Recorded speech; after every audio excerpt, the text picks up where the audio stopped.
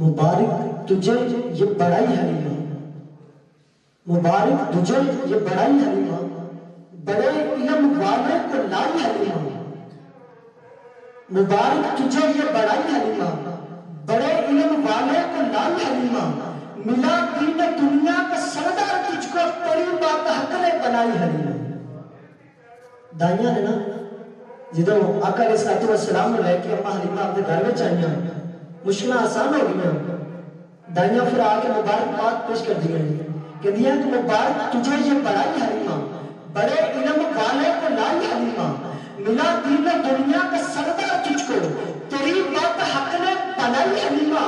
اور دنیا کی حاجت نہ مشرق کی ضرورت، کیا روشنی تو نے پائی حلیمہ۔ اما حلیمہ بڑی غریب سے دیوا جلان واسطے گھر میں پیسے نہیں سی، تیل نہیں سی، لیکن آقا علیہ السلام کے آن تو بعد گھر روشن رہتا سی، صبح ہونی شام ہونی رات ہونی گھر روشن ہونا۔ دائیاں کہنے لگیاں، ہمسائیاں بھی کہتی ہیں کہ حلیمہ پہلے تیرے گھر سے کبھی روشنی نہیں سی ہوتی، ہم ساری رات تیرے گھر کے بچے روشنی نہیں ختم ہوتی۔ اما حلیمہ سعدیہ رضی اللہ تعالی